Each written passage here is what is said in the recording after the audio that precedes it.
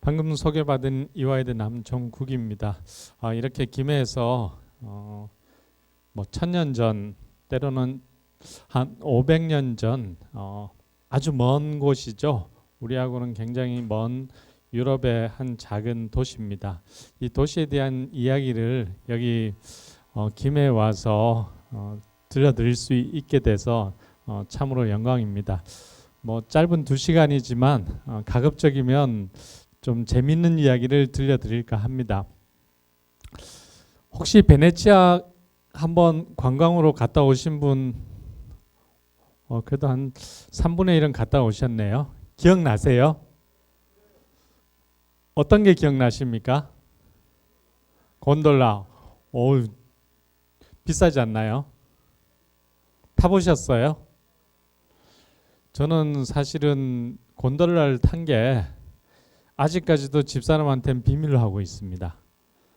사실 집사람도 이제 대학 동기고 같은 유럽사 전공자입니다. 그래서 유학 시절에 제가 베네치아 공부하러 여러 번 갔었는데요. 뭐 가서 보통 한 달씩 있고 이랬지만 그때는 돈이 없고 형편이 없어서 비싼 곤돌라를 못 탔습니다. 그래서 이제 근데 어느 날 제가 나중에 학위 마치고 한국에 왔을 때 뭐 연구비 받아서 혼자 베네치아 연구하러 간 적이 있었습니다. 근데 그 민박집이 좀 편하더라고요. 그래서 민박집에 묵고 있는데 같이 이렇게 지냈던 분들이 저녁에 곤돌라를 같이 타자고 그래서 뭐 거절하기도 뭐 하고 나눠서 타면 될 것 같아서 탔습니다. 근데 집사람하고 같이 못 탔던 게 미안해서 아직도 저는 곤돌라를 공식적으로 안 탄 걸로 돼 있습니다. 또 뭐 보셨나요? 마르코 성당. 또 뭐 보셨어요?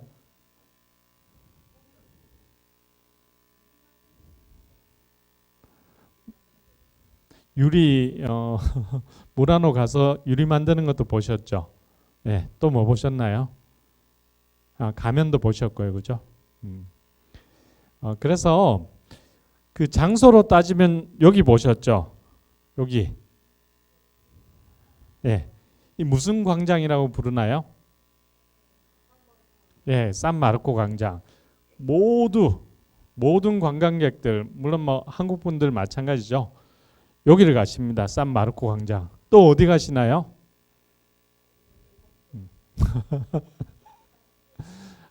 그 베네치아에 있는 플로리안이 유럽에서 가장 오래된 커피숍이라고 이야기가 되죠. 즉 동지중해 오스만 제국에서 커피 문화가 유럽으로 수입되는데 그 첫 번째 출구가 베네치아입니다. 그만큼 베네치아는 동서 교류에서 중요한 공간이었습니다. 제가 이런 뭐 질문을 드리는 이유가 사실 전공자로서 베네치아는 굉장히 멋있습니다. 근데 오늘 제가 뭐 전공하는 걸 너무 디테일하게 말씀드리면 흥미도 별로 없으실 것 같고요. 그래서 베네치아 가신 분들 입장에서는 보신 것들 대부분 여기 산마르코 광장하고 요건 뭘까요? 옆에 있는 건물. 옛날 그림이긴 한데 지금 거의 비슷하죠. 요 앞에 요거 안 보이세요? 예? 은행 아닙니다. 여기는 뒤에 요 옆에 있는 건 뭘까요? 조금 이따 사진으로 보여드리겠습니다. 그래서 오늘 제가 베네치아 나중에 가실 때 꼭 기억하고 있으면 좋은 팁들 한 10개 정도만 뭐 가지고 가신다. 그렇게 생각해 주시면 좋을 것 같습니다. 근데 사실 뭐 우리 한국 사람 입장에서는 제가 오늘 말씀드릴 것은 크게 3가지입니다. 첫 번째는 베네치안이 있다. 이 베네치아스러움, 김해스러움 이런 뜻입니다. 그래서 세상의 다른 곳 같은 이탈리아 도시와 비교했을 때 베네치아는 상당히 다릅니다. 그래서 왜 이런 베네치아의 독특한 문화가 만들어졌을까? 두 번째는 베네치아는 작은 섬입니다. 제주도 5분의 1도 안 됩니다. 근데 이 작은 섬이 오늘날은 대부분 세계 사람들이 관광지로서 가는데요. 이 작은 섬나라가 한때는 몇백 년 동안 유럽 제1의 부국이었습니다. 그리고 실제로 이 베네치아는 역사에서 너무너무나 예외적인 이 작은 섬나라가 하나의 국가였는데요. 그것도 힘이 없는 국가가 아니라 엄청나게 돈도 많은 유럽 최고의 강국이었던 시절이 있었습니다. 우리 조선왕조는 몇 년 버텼을까요? 500년이죠. 옛날에 우리 그 미스터 선샤인이라는 그 드라마가 있었는데요. 그때 여배우가 이런 얘기를 합니다. 꼴은 이래도 500년 버틴 나라다. 이렇게 조선을 표현했어요. 500년 굉장하거든요. 왜 그런가 하면 일본도 있었고 중국도 있고 열강 주변에서 500년을 버티긴 쉽지가 않습니다. 베네치아는 보시면 지리적으로도 주변에 열강이 많았는데요. 몇 년 동안 독립을 유지했을까요? 이거 아시는 분들은 거의 없습니다. 몇 년 동안 유지했을까요? 몇 년 유지하면 위대하다고 이름을 붙일 수 있을까요? 1000년입니다. 1000년 동안 공화국이었습니다. 그것도. 그러니까 유럽 세계사에서 공화국 역사가 가장 길었던 나라가 바로 베네치아입니다. 그래서 우리는 베네치아 역사를 신화와 같다. 또 기적의 역사다. 이렇게 표현합니다. 그런 얘기를 좀 들려드릴까 합니다. 세 번째는 어떻게 해서 이 작은 섬나라가 이렇게 부자 나라가 되었을까? 그 기반이 무엇이었을까? 요거를 몇 가지를 통해서 크게 두 가지입니다. 향신료 무역과 수송업입니다. 그래서 오늘 전체적으로는 세 가지 이야기를 들려드릴 예정입니다. 이거는 제가 몇 년 전에 쓴 책인데요. 열심히 썼습니다. 근데 안 팔리더라고요. 왜 안 팔릴까요? 이렇게 전문가가 쓴 책보다는 비전문가가 쓴 책, 뭐 이런 얘기는 좀 그렇지만 오류가 조금 더 많은 책을 대중들은 좋아하시는 것 같다. 농담입니다. 제가 잘 글을 못 썼기 때문에 재미가 없기. 저희 어머니도 제 책을 보시더니만, 아이, 네 책은 재미없어 못 보겠다. 설민석 강의하는 게 훨씬 재밌다. 설민석처럼 좀 하면 안 되겠느냐. 저희 어머니가 울산 계신데요. 그렇게 말씀하시더라고요. 자, 어쨌든 제가 그 몇 년 전에 이 중세 해상제국 베네치아에 관한 뭐 학술서입니다. 그렇게 재미있는 책은 아닌데 뭐 혹시나 관심 있는 분들은 도서관에서 빌려 보시면 될 것 같습니다.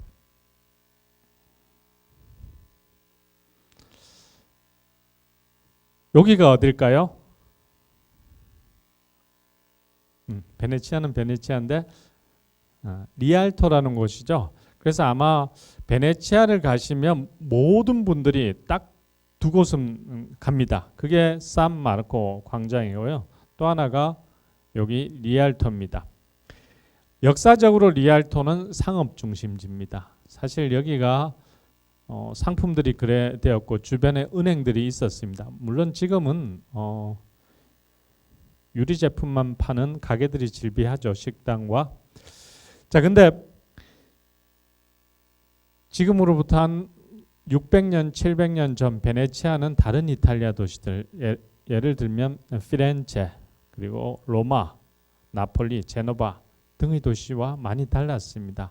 이 다른 이유가 여러 가지가 있는데요. 그걸 하나하나 다 들려드리긴 좀 그렇고요. 베네치아는 달랐다. 이런 얘기를 좀 아시면 이탈리아 가실 때 보통은 로마 찍고 피렌체, 베네치아 갔다 밀라노 이렇게 가시거든요. 한번 비교해 보시면 제가 방금 드린 말씀을 충분히 이해하실 겁니다. 사실 오늘날 베네치아는 작은 섬나라죠. 섬나라고 나라라기보다 도시입니다. 섬이고 정말 작습니다. 근데 아마 면적당 관광객이 가장 많이 오는 곳일 것 같아요. 그래서 엄청난 관광객들이 모여듭니다. 자, 여기서 우리가 뭐 상식적으로 좀 기억해 두시면 좋은 게, 제가 옛날에 유학 시절 공부를 할 때 그때도 민박집에 있었는데 영종도 공항 건설, 그 당시 영종도 공항 건설에 참여하신 분인데 그분하고 우연하게 같이 지내게 됐어요. 근데 그분이 저보고 그러더라고요. 근데 베니스하고 베네치아는 다른 곳이죠? 이렇게 질문을 하더라고요. 그래서 답하기가 조금 대략 난감했습니다. 한국 사람들은 베네치아를 많이 쓸까요? 베니스를 많이 쓸까요? 네, 베니스입니다. 왜 그럴까요? 그 셰익스피어 때문에 그렇습니다. 우리 셰익스피어는 이탈리아 사람이 아닙니다. 16세기 후반 영국의 문학 작가였습니다. 그 사람이 그냥 자신의 작품 배경을 주로 이탈리아로 했어요. 로미오와 줄리엣의 배경은 베로나입니다. 베네치아에서 가깝고, 또 하나 유대인 고리 대금업자 샤일록이죠. 샤일록을 주제로 한 이 베니스의 상인. 그래서 한국 사람도 다 베니스의 상인은 다 알죠. 그렇기 때문에 영국식 발음입니다. 영국식으로는, 즉 영어에는 베니스라고 부르고요. 이탈리아 사람들은 베네치아 이렇게 부르죠. 그래서 사실은 베네치아 이렇게 불러주는 게 맞는 말입니다. 그래서 앞으로는 가급적이면 베니스보다는 베네치아. 근데 프랑스 사람들은 이렇게 부릅니다. 베니스. 그래서 뭐 비슷비슷하죠. 그래서 같은 이름인데 유럽 사람들은 도시를 다르게 부른다. 제가 요거를 조금 길게 설명드린 이유가, 오늘 제가 드린 첫 번째 팁, 혹시 교회 다니시는 분 계시나요? 교회 안 다니세요? 성당은 생각보다 교회와 성당을 안 다니시네요. 보통 우리가 이제 성경에 나오는 뭐 위대한 성인들 이름 다 아시잖아요, 그죠? 베드로, 베드로 하면 다 아시는데요. 이탈리아 가서 베드로라고 그러면 모릅니다. 뭐라고 발음해야 되나요? 그 로마 가면 무슨 광장이 있죠? 피에트로. 그래서 베드로라는 이 알 수 없는 국적 불명의 이상한 발음의 이탈리아식 발음은 피에트로. 근데 프랑스 사람들은 피에트로 하면 물론 아는 사람은 아는데 프랑스 사람들은 그렇게 발음 안 합니다. 뭐라고 발음할까요? 여러분들 다 아시는 발음이에요. 네. 뭘까요? 피에르입니다. 영국과 미국 사람들은 뭐라고 그럴까요? 헤이 피터. 피터가 이 베드로 이름입니다. 러시아 사람들은 뭐라고 발음할까요? 빼제르라고 그럽니다. 그래서 빼제르, 피에트로, 피에르, 이게 다 베드로를 뜻하는 발음들이죠. 그래서 사실은 똑같은 성인인데 유럽 사람들은 각기 다른 식으로 발음하기 때문에 이런 사례가 많은데, 유럽 여행하실 때 이 팁을 좀 가지고 계시면 어떤 도시에 가서 대부분 광장이나 건물 이름이 성인의 이름을 따서 짓습니다. 그래서 그런 팁을 아시면 좀 더 많은 것들을 이해하실 수 있을 것 같습니다. 그래서 여기서 중요한 거는 베니스. 더 중요한 거는 조금 이따 설명드리겠습니다. 베네치아는 사실은 섬입니다. 근데 베네치아 본섬이라고 그러는 요거는 꼭 뭔가 고래가 서로 잡아먹는 것 같죠? 이런 모양으로 되어 있습니다. 이게 바로 여러분들 다 가보신 뭔가요? 이 건물이 뭐라고 보통 이야기하나요? 저 건물을? 이탈리아 말로 발음하면 팔라조, 두칼레 이렇게 부릅니다. 팔라조 하면 영어로 하면 팰리스입니다. 팰리스는 다 아시죠? 팰리스 하면 다 궁, 이렇게 궁하면 왕이 사는 곳 이렇게 하는데, 제가 생각했을 때 그래서 보통 두 갈래 궁 이렇게 한국 사람한테 가이드들이 설명할 겁니다. 저는 그렇게 설명하면 이 베네치아 역사 반을 오해하는, 보통 궁에는 누가 거주하나요? 킹, 왕이 삽니다. 근데 베네치아는 아까 제가 설명드렸듯이 거의 1000년 동안 공화국이었습니다. 즉 대한민국이 민주공화국인 것처럼 이 베네치아는 베네치아를 이끌어갔던 이 최고 지도자가 왕이 아니었다는 겁니다. 즉 종신, 물론 한 번 선출되면 종신입니다. 그 왕을 가르치는 말이 도제입니다. 이 도제라는 게 좀 복잡한데요. 이탈리아식으로는 도제가 사는 집무실, 우리식으로 하면 청와대입니다. 사실 두 갈래 궁 이렇게 표현하는 것은 사실 맞지 않습니다. 그래서 도제의 어떤 집무실, 여기는 도제의 집무실만 있었던 건 아니고요. 사법부, 뭐 다른 기관까지 다 있었습니다. 그래서 베네치아를 이끌어가는 모든 산부가 다 있었다 이렇게 생각하시면 됩니다. 여기가 가장 중요한 공간이죠. 그런 간단히 얘기해서 정치와 행정의 중심지입니다. 혹시 요거 보셨나요? 뭔가요? 요게 베네치아 가면 여기도 있죠. 그렇죠?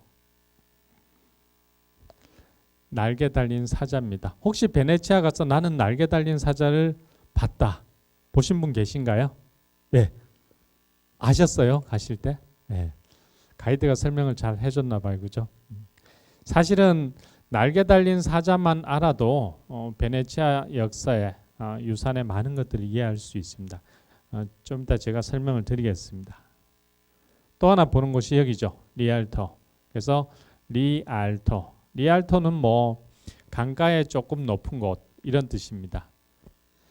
여기는 아까 말씀드린 것처럼 상업 중심지였습니다. 그래서 요 두 곳은 꼭 보십니다. 그래서 산마르코 광장 행정과 정치의 중심, 여기는 상업 중심이었는데 요 두 곳은 꼭 보시는데요. 오늘 제가 들려드리는 또 다른 곳들을 나중에는 가서 보시면 좋을 것 같다 이런 생각이 듭니다. 사실 정말 작습니다. 규모. 제가 아까 여기 본섬이고요. 이쪽이 브라노 무라노가 있고 이쪽 위에 또르첼로가 있고 요게 리도섬입니다. 전체적으로는 요거를 우리가 이탈리아 말로 라구나, 서코라고 부릅니다. 즉 바다이긴 하지만 약간 호수처럼 생겼죠. 어떨까요? 사실은 베네치아는 지리학적으로 인간이 가장 살기에 부적합한 곳이었습니다. 우리 김해는 어떠신가요? 살기 좋으신가요? 좋으신 것 같아요. 그죠? 사실 베네치아는 살기, 인간이 정착해서 살기 적합한 곳은 아닙니다. 목이 많고 그리고 이 갯벌이기 때문에 이 바닷물의 유통이 잘 안 됐습니다. 그리고 지반이 약해서, 갯벌이니까 지반이 약해서 집을 짓기가 쉽지가 않았습니다. 사실은 베네치아가 왜 저렇게 인간이 거주하기 적합하지 않은 곳에 집을 짓고 살게 되었을까요? 그것은 바로 게르만족이라는 엄청나게 무시무시한 이런 북방에서 내려온 이 민족을 피해서 도망온 겁니다. 우리가 몽골을 피해서 강화도로 도망간 것처럼 베네치아의 원주민들은 북에서 내려오는 게르만족들을 피해서 도망가서 임시로, 왜 그런가 하면 몽골족과 비슷하게 게르만족들은 바다를 잘 몰랐습니다. 그래서 저쪽에 잠깐 피해 있었는데 그렇게 몇 번 피하다가 결국에 여기에서 터를 잡고 살기 시작했는데요. 그런데 베네치아는 성경 말씀을 좀 비유하면, 저는 뭐 기독교 신자는 아닙니다. 근데 이 비유가 적합해서, 즉 시작은 너무 미미했지만 그 끝은 정말 창대했습니다. 그래서 저렇게 작은 나라가 유럽 최고의 부국으로 발전 성장을 했습니다. 자, 그래서 사실 베네치아의 초기 역사를 이해하시려면 어떻게 저런 척박한 곳에 집을 짓고 살았을까? 그냥 말뚝박고 자갈 넣고 뭐 집안을 다졌습니다. 그래서 정말 힘들었던 것 같아요. 베네치아는 정말 초기에 집을 짓고 사는 것 자체가 고난의 연속이었다는 거. 그렇지만 어쨌든 이민족의 칼에 짓밟히는 것보다 훨씬 나았기 때문에 아마 차선으로 저렇게 살기에 부적합한 환경에서 집을 짓고 문명을 위대한 서사시를 썼던 것 같습니다. 근데 그래서 베네치아 사람들은 자신들이 위대했던 역사를 좀 과장하고 선전하려는 경향이 있는데요. 그 첫 번째 좀 알아두시면 좋은 것 중에 하나가 요겁니다. 산마르코. 산마르코는 다 들어보셨죠? 베네치아 가셨을 때. 요 산마르코가 바로 우리가 알고 있는 마가입니다. 즉 성경이 구약이 있고 신약이 있습니다. 신약은 4가지 복음서가 있거든요. 마가복음, 마태, 누가, 요한복음 이렇게 복음서가 4개 있는데요. 그 복음서의 저자입니다. 다른 말로 하면 이 베드로의 사제죠. 이 산마르코, 산이라는 거는 이탈리아 말로 세인트란 뜻입니다. 성인, 성인 마가 또는 뭐 마가 성인 이렇게 부르는데 이탈리아 사람들은 마르코 이렇게 부르죠. 영어로는 마크 이렇게 부릅니다. 이 성인이자 복음서의 저자인 마가는 사실 이집트 알렉산드리아에 가서 복음을 전파하다 거기서 순교를 했습니다. 그래서 유해가 알렉산드리아에 묻혀 있었어요. 그런데 대략적으로 9세기 초입니다. 지금으로 따지면 한 1200년 전에 베네치아인들이 상인이 알렉산드리아에 가서 장사를 하다가 그때는 사실 허가되지 않은 장사를 했었는데요. 결국에 이 마가 유해가 알렉산드리아 어느 교회에 있다는 걸 알고 이거를 훔치기로 작정을 하고 결국 훔칩니다. 그래서 이 마가 유해를 훔쳐가지고 베네치아로 가져옵니다. 이게 9세기 초입니다. 자, 그런데 도둑질이잖아요, 그죠? 나쁜 짓이잖아요. 그런데 당시 유럽은 기독교 사회였습니다. 이 기독교 사회에서 성인의 유해를 숭배하는 그런 신앙이 있었습니다. 우리 불교에서도 뭐 부처님 진신사리를 숭배하듯이요. 개신교는 그러지 않은데요. 중세 기독교는 성인의 유해와 뼈, 또 성인이 쓰던 물건 이런 것들을 숭배하는 사상이 있었는데 왜 숭배했을까요? 성인의 유해를 만지면 병이 치료받기도 하고 또 내가 구원을 받기도 하고 그런 믿음을 가지고 있었기 때문에 그렇습니다. 그런데 그런 믿음에 더해 이 성유물을 훔치는 것을 도둑질이라고 이야기하지 않았습니다. 거룩하다고 이야기했어요. 그래서 교회에서 적극적으로 성인의 유해를 훔칠 것을 근데 그 성인의 유해를 훔친 도둑질이죠. 라틴어로 fruta sacra 이렇게 표현하는데요. 거룩한 도둑질이라고 권장했던 일입니다. 근데 그 거룩한 도둑질에서 가장 대표적인 사례가 9세기 초 베네치아 상인들이 알렉산드리아에서 이 마가 유해를 베네치아로 가지고 옵니다. 자, 그래서 사실 오늘날 베네치아를 가시면 이 마가와 관련된 것들이 엄청 많습니다. 사실 유럽 도시 가시면 유럽 도시는 대부분 유럽이 2000년 가까이 기독교 역사를 유지했기 때문에 그 말씀드리기 전에 기매를 지키는 수호 성인이 있을까요, 없을까요? 부산을 지키는 없죠, 사실. 대한민국에 저는 저는 사실 뭐 태어나기는 부산에서 태어났습니다. 자라기는 충청도에서 자랐지만, 근데 충청도 저희 시골 마을 지키는 뭐 성인 산신령 없지 않습니까? 그런데 유럽은 모든 도시가 그 도시를 지켜주는 기독교 수호 성인이 있습니다. 요 역사를 좀 아시면 어떤 도시 가시면 이 도시를 지켜주는 수호 성인이 누구다. 요걸 알게 되면 많은 것들이 또 자연스럽게 따라옵니다. 베네치아는 사실은 처음에 지켜주는 수호 성인이 있었는데요. 성인 테오도로였습니다. 베네치아 가면 광장에 이 기둥이 두 개가 있는데 그 기둥 한쪽에 거의 안 보셨을 거예요. 봐도 모르셨을 거예요. 왜? 몰랐기 때문에 그게 있어도 안 보이는 거거든요. 기둥이 두 개 크게 있는데 한쪽 위에 성인 테오도로가 창으로 악어를 받고 악어를 찍어 누르는 그 석상이 있습니다. 이 테오도로가 베네치아 첫 번째 수호 성인이었습니다. 이 테오도로는 사실 그리스 출신의 성인이었는데요. 산 마르코의 유해를 도둑질하면서 수호 성인을 바꿔버립니다. 사실 수호 성인도 급이 있죠. 이 복음서의 저자는 1급입니다. 그래서 성모 마리아 다음 수준이죠. 저 테오도로하고는 비교가 안 되는. 그래서 테오도로를 버리고 베네치아는 산 마르코를 제1의 수호 성인으로 바꿔버립니다.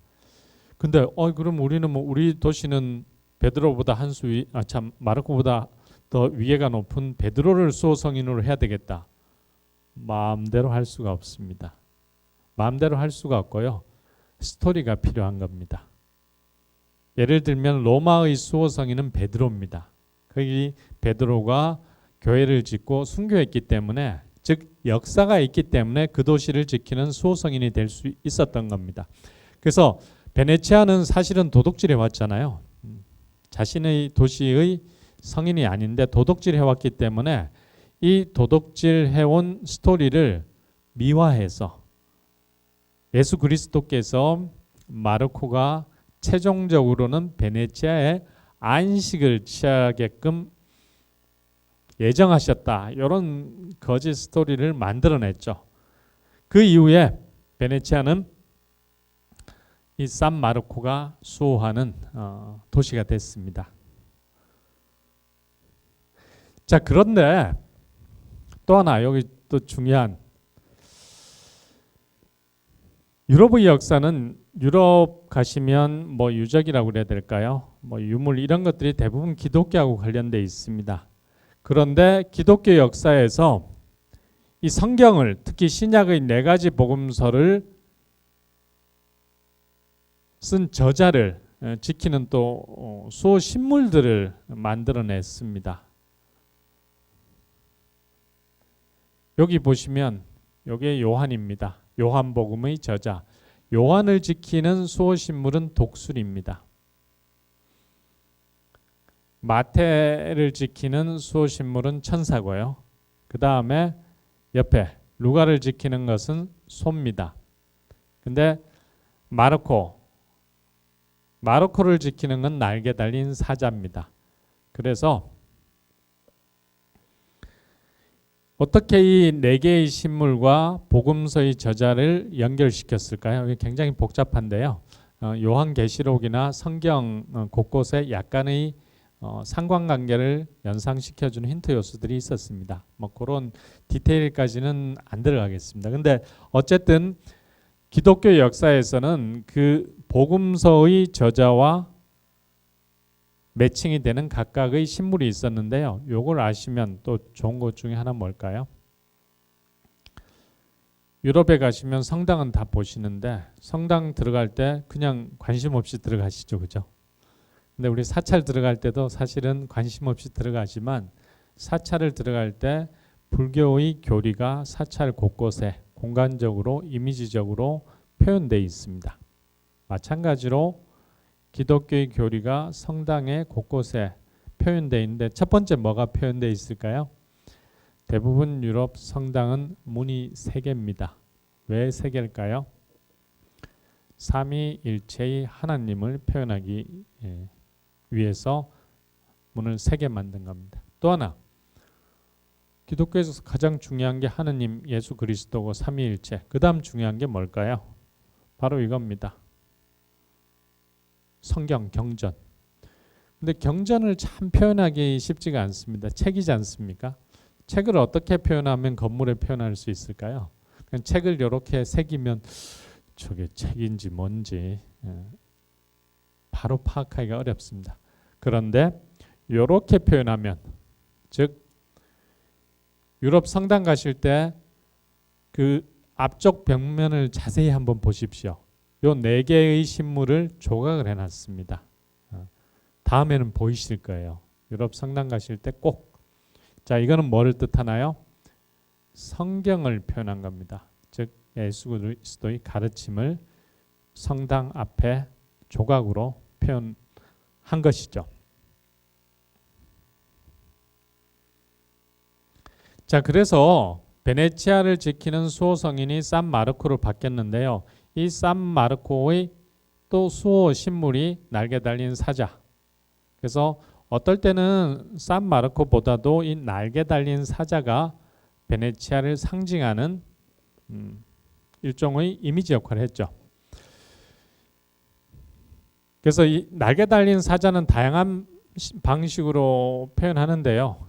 이렇게 책을 들고 있습니다. 하나님께서, 예수 그리스도께서 이렇게 이야기했어요. 팍스 TV 마르케 에반겔리스타 메우스, 라틴어인데요. 나의 복음서의 저자 마르코, 너에게 평강이 있기를. 즉 베네치아에서 평안하게 베네치아를 지키면서 베네치아에 영원히 머무르기를. 이거는 누가 만들었을까요? 베네치아 사람들이 만들어낸 거죠. 자, 또 하나 베네치아 역사에서 기억하시면 좋을 것 중에 하나가요. 아까 제가 시작하면서 위대한 역사를 썼다고 했는데 지금으로부터 한 500년 전쯤에 베네치아는 유럽 최고의 해상 강국이었습니다. 이 베네치아의 자랑스러움을 베네치아는 스페셜한 행사를 하나 만들어냈습니다. 그 행사가 바로 바다와의 결혼식입니다. 여기 사자 보이시죠? 날개 달린 사자가 베네치아 곳곳에 있습니다. 이게 사실은 베네치아를 상징하는 로고고요. 베네치아 영화제 자세히 보시면 베네치아 영화제에 로고를 쓰는데요. 그 로고는 바로 날개 달린 사자입니다. 그래서 왜 베네치아 영화제에 날개 달린 사자가 있느냐?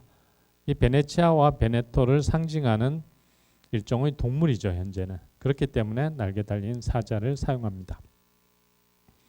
자, 이거는 12세기 후반에 이 사람은 교황입니다. 이 사람은 베네치아를 이끌어가는 도제, 즉 수장, 우리식으로 하면 대통령입니다. 뭐 여러 가지 사건이 있었는데 교황이 베네치아에 와서 이 베네치아가 황제와 싸울 때 좀 도움을 줍니다. 신성 로마제하고 황제와 싸울 때 도움을 주는데 그게 그에 대한 어떤 보답으로 베네치아에 여러 가지 것들을 부여합니다. 성스러운 칼도 부여하고, 그리고 베네치아가 바다와의 결혼식을 할 수 있는 일종의 허가를 해줍니다.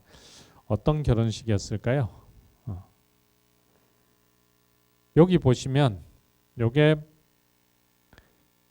베네치아를 이끌어가는 수장이 탈 수 있는 전용선이죠. 부친 토르라, 우리식으로 하면 뭐 대통령 전용기 이렇게 생각하시면 됩니다.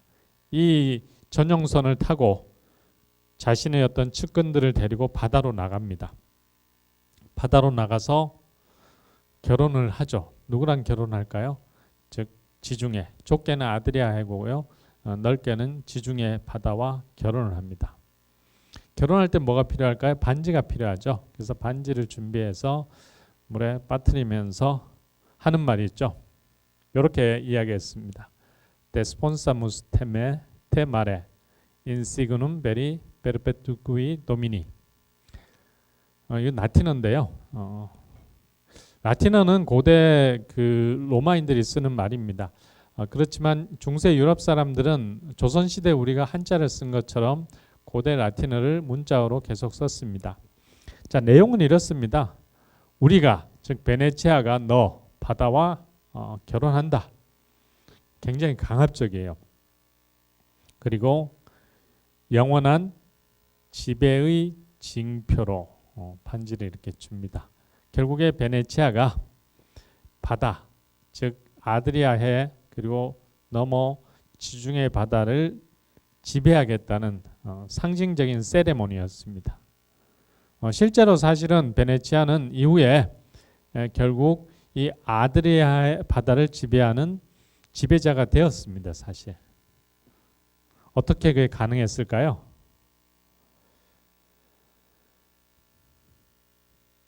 800년 전에 4차 십자군입니다.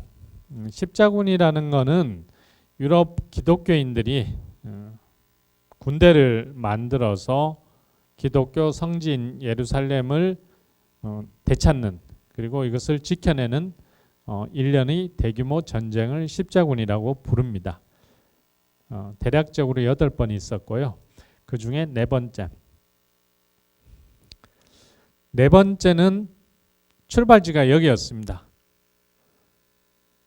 왜 베네치아였을까요? 사실은 4차 십자군은 그 이전 십자군은 주로 육로를 통해서 예루살렘으로 갔는데 4차 십자군 때는 십자군 부대를 배로 수송을 했습니다. 이 수송을 맡은 해양 도시가 바로 베네치아였습니다.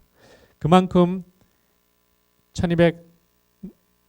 1213세기 초 베네치아는 유럽에서 가장 많은 배를 보유한 해상 강국이었기 때문에 그렇습니다. 자, 근데 원래 여기서 이제 십자군이 출발해서 어디로 가나요? 바다를 통해서 시리아, 즉 예루살렘 쪽으로 가야 되죠.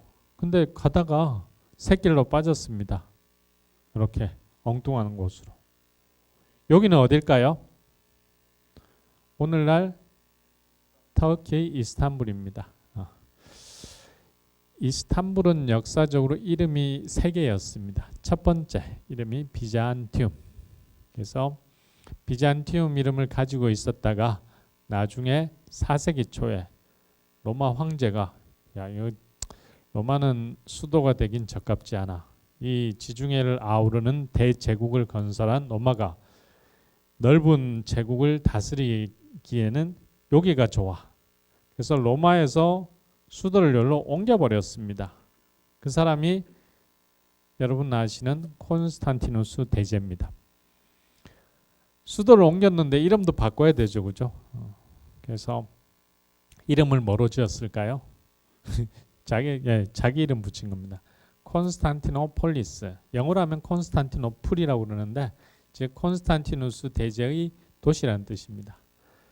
그러다가 1453년 이후에 여기는 사실 비잔티움 제국이었는데 오스만이 정복을 해버렸죠. 그리고 이름을 바꿨죠. 그래서 오늘날은 여기가 이스탄불이 된 겁니다. 자, 근데 사실은 요 4차 십자군 당시 요 땅은 로마 제국 땅이었습니다. 즉 비잔티움 제국 땅이었는데 같은 기독교 형제였죠. 이렇게 해서 이쪽으로 샛길로 빠졌던 겁니다. 자, 샛길로 빠졌는데 결국에는 교황이 저 4차 십자군 놈들 어떻게 이교도인 무슬림을 공격하라고 보내놨더니만 같은 기독교 형제를 유린했다. 그래서 4차 십자군을 여러 차례 파문하는데요. 그래도 뭐 어쨌든 게임 오버였죠. 그래서 4차 십자군과 이 병력을 수송했던 베네치아는 결국에 큰 제국을 정복한 겁니다. 정복했으니까 농공행상을 해야 되겠죠.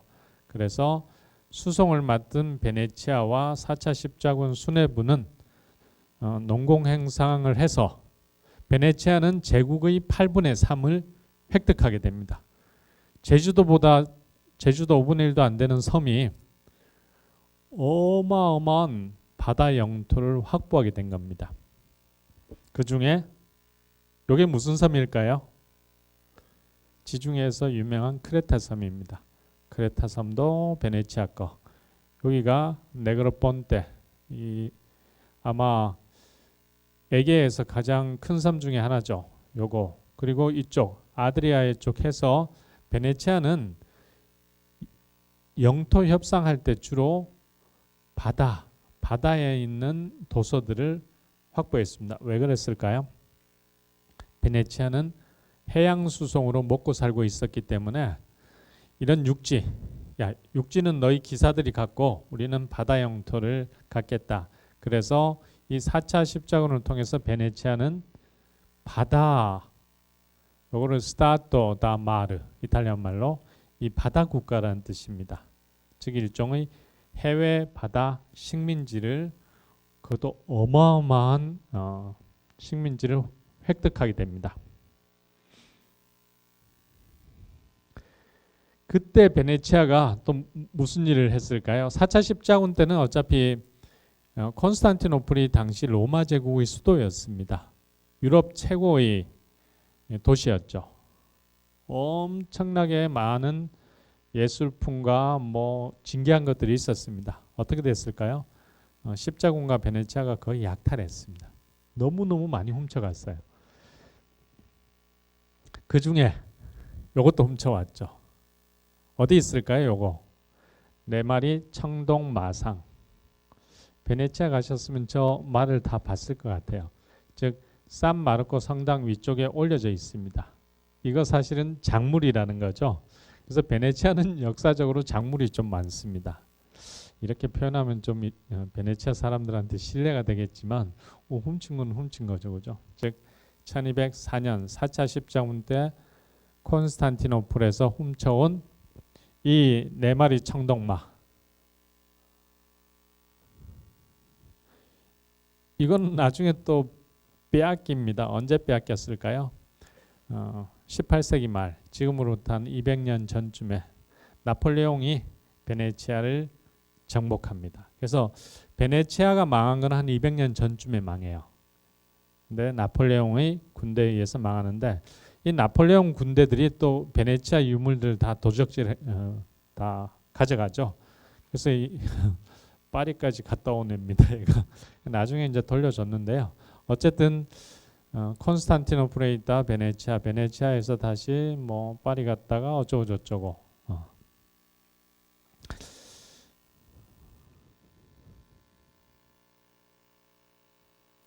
두 번째, 베네치아가 바다 영토는 장악했는데 사실은 베네치아는 아까 말씀드린 것처럼 상업으로 먹고 사는 동네였습니다. 그런데 베네치아 상업은 기본적으로 동지중해, 오늘날로 따지면 시리아, 이집트, 터키 이런 곳에서 상품을 사옵니다. 그 중에서도 인도양으로부터 들어온 향신료 이런 것들을 베네치아로 사서 들여와서 어디에 팔아먹었을까요? 북부 이탈리아, 남부 독일, 알프스를 넘어서. 그런데 문제는 북부 이탈리아는 당시 베네치아 땅이 아니었습니다. 베네치아 상인들이 물건을 팔려면 이 북부 이탈리아, 알프스를 넘어가는 이 교통로가 확보돼야 되는데 이게 항구적으로는 좀 불안하니까 베네치아가 15세기 초입니다. 이 문제를 도대체 어떻게 할 거냐 고민을 하죠. 사실 우리 지금 고민하고도 비슷할 수 있어요. 뭐 여러분들 이런 얘기는 좀 그렇지만 한반도가 지정학적으로 굉장히 좀 복잡하지 않습니까? 중국도 있고 뭐 러시아도 있고 일본도 있고 북한도 있고 미국도 있고 우리 어떻게 해야 될까요? 쉽지 않습니다.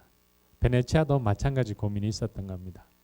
이 상품을 팔아먹기 위해서는 어떻게 해야 될까?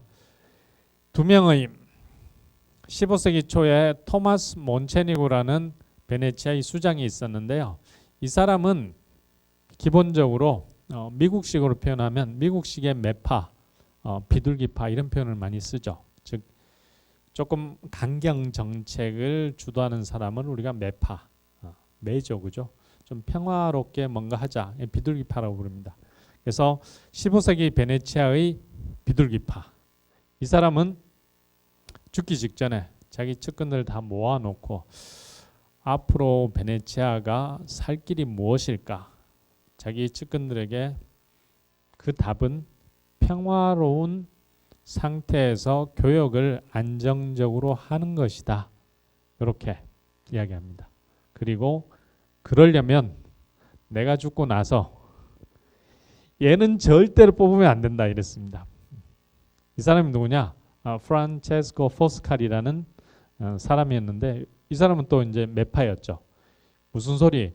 우리가 동지중해에서 물건을 사와서 이거를 제대로 팔아먹으려면 북부 이탈리아 영토를 확보해야 된다.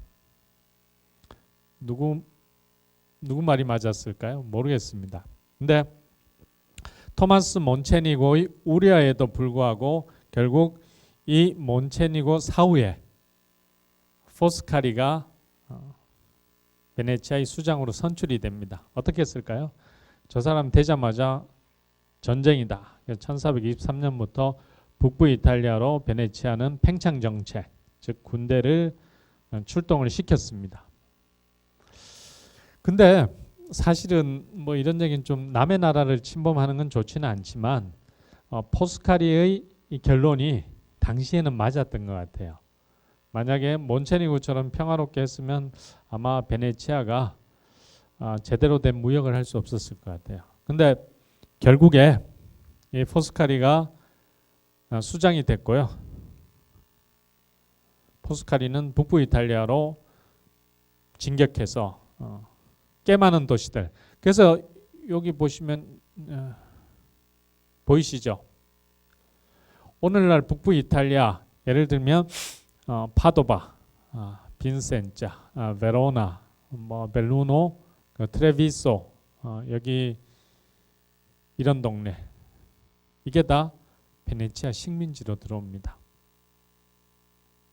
쉽게 말해서 저 때는 한 나라가 아니었기 때문에 베네치아가 그냥 군대를 이끌고 와서 정복해 버렸습니다. 그래서 혹시 파도바 혹시 가보신 분 있나요? 베로나는 가보셨나요? 베로나는 로미오와 줄리엣이 있죠. 저 도시들 오늘날 가시면 보실 수 있는 게 한 가지 있습니다. 베네치아와 관련해서 어떤 걸 보실 수 있을까요? 날개 달린 사자입니다. 즉 베네치아는 자신들이 점령한 이 식민지에 베네치아의 지배권을 상징하는 날개 달린 사자상을 곳곳에 세웠습니다. 나중에 나폴레옹이 베네치아를 점령하고 나서 첫 번째로 한 일이 바로 저 날개 달린 사자 석상 깨부수는 일이었어요. 이 베네치아 놈들. 우리 사실은 일본이 한반도를 점령하고 나서 우리 조선의 어떤 상징이자 뭐 주권이자 이런 것들을 다 무시하고 깬 것처럼 나폴레옹도 알고 있었던 거죠. 베네치아인들의 영원한 프라이드가 바로 날개 달린 사자인데 저거 내버려 두면 안 되겠다. 그래서 꽤 많이 부서졌습니다. 그래도 워낙 많이 설치했기 때문에 지금도 북부 이탈리아에 가시면 베네치아의 날개 달린 사자를 보실 수 있습니다.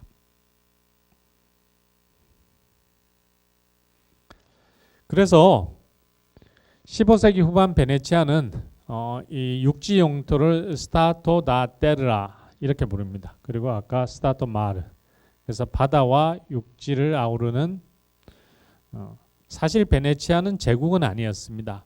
제국은 아니었는데도 불구하고 작은 이 섬이 엄청난 해외 식민지를 가진 해상 강국으로 성장을 했던 겁니다.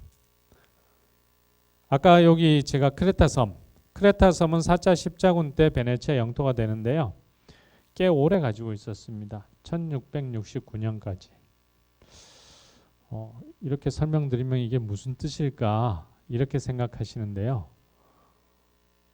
요 크레타는 보시면 이렇게 이게 지중해입니다. 지중해의 가장 중요한 전략적 요충지에 있었던 곳입니다. 여기 15세기 여기는 누구 땅이었나요? 오스만 제국입니다. 그리고 16세기 지중해에서 가장 강력한 세력이 두 나라가 있었습니다. 동쪽에는 오스만 제국이 있었고요. 이쪽 서쪽에는 네, 에스파냐가 있어요. 저희 이 설명을 드린 이유가 16세기 베네치아는 거대한 정말 이 뭐라고 그래야 되나요? 곰 두 마리에 끼어 있는 형국이죠. 그런 상황 속에서 가장 중요한 전략적 요충지인 크레타 섬을 언제까지 유지하나요? 1669년까지 유지합니다. 쉬운 일이 아니었거든요. 자, 그런데 또 하나의 섬이 베네치아 땅이었습니다. 키프로스. 저거는 어떻게 얻었을까요? 키프로스는 베네치아가 1489년에 얻어서 1571년에 오스만에게 빼앗깁니다. 한 100년 동안 차지하고 있었는데 어떻게 차지하고 베네치아가 도둑질도 잘하지만 협박도 잘합니다. 이 섬은 마지막 베네치아에게 이 섬을 넘길 때 그 여왕이 베네치아 출신 여자였습니다. 즉 카테리나 코너라는 가문 여자였는데요. 사실은 이 왕이 키프로스를 다스리는 왕가가 프랑스 출신의 기사였어요. 프랑스 출신의 기사가 십자군 때 이 섬을 확보해서 계속 몇백 년 동안 왕국으로 다스리고 있었습니다.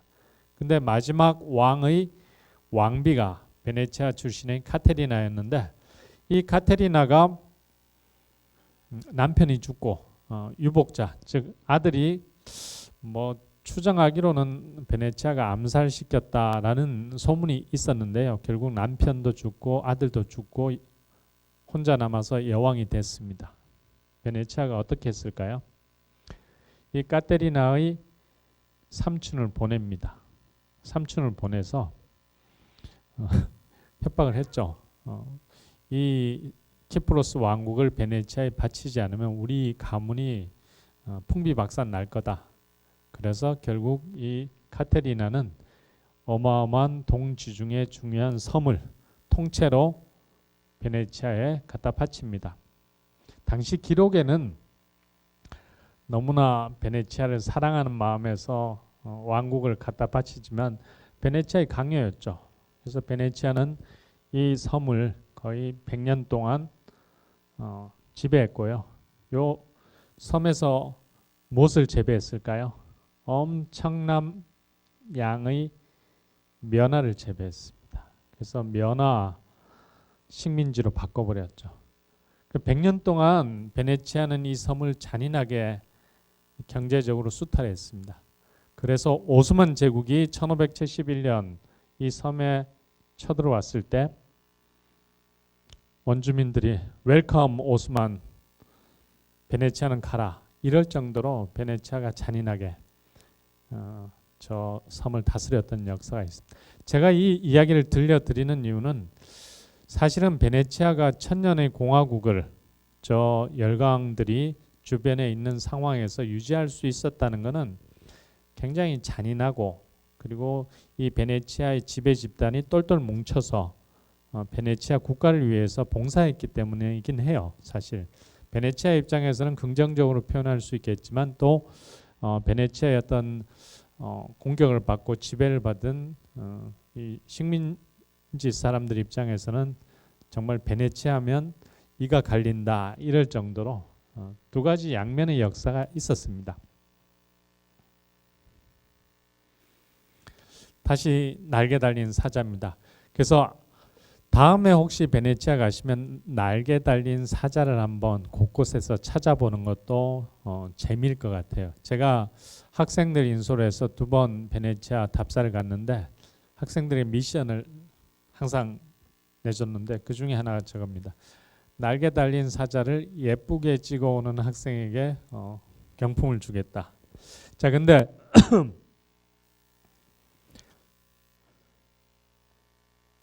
베네치아가 가장 영광스러웠던 베네치아 국력이 가장 정점에 있었던 시기가 대략적으로 1500년경 전후입니다. 그때 베네치아 날개 달린 사자는 가장 위용이 있었습니다. 그것을 가장 잘 보여주는 그림 중에 하나가 까르파초라는 화가가 그린 날개 달린 사자죠. 이 날개 달린 사자가 다리 두 쪽은 바다 쪽에, 즉 아드리아이 쪽, 그리고 두 쪽은 육지죠. 그래서 베네치아가 바다 영토와 육지 영토를 다 지배하겠다는, 뒤에는 범선이 있고, 즉 이 바다에 대한 지배 수단이 바로 배입니다. 여기 보이시죠? 팔라조 두칼레, 그리고 산 마르코 대성당, 그리고 책이 있죠. 아까 똑같습니다. 팍스 TV, 즉 마르코 너에게 평강이 있기를 빈다. 그래서 영원히 베네치아를 지켜달라. 이런 베네치아의 어떤 강렬한 염원과 그리고 베네치아의 어떤 힘, 이게 이 그림을 통해서 잘 나타나고 있습니다.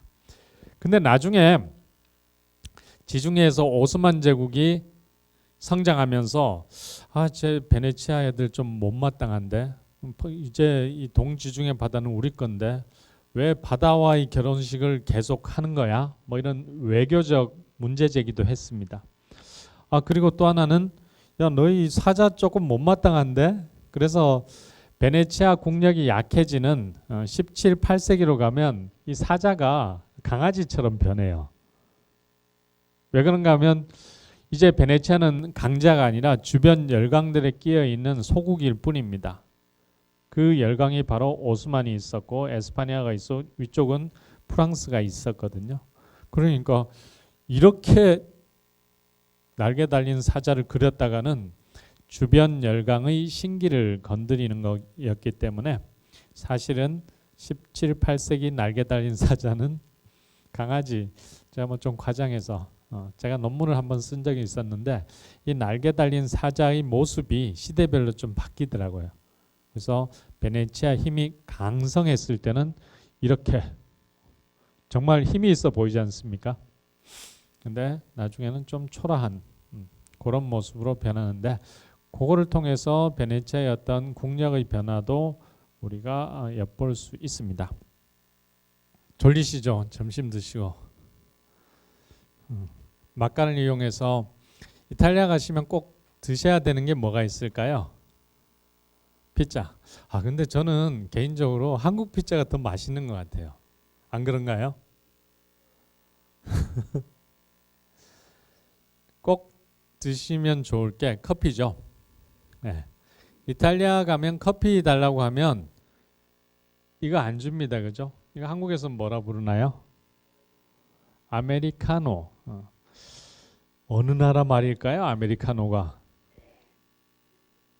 미국 말일까요? 아메리카노는 이탈리아 말입니다. 영어로 하면 아메리칸이라는 표현인데요.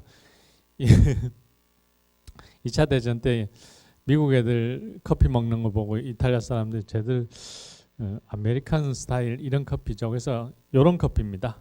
그래서 이탈리아 사람들에게 또 프랑스 사람들에게 물론 커피라는 표현보다는 그쪽은 카페 이렇게 부릅니다.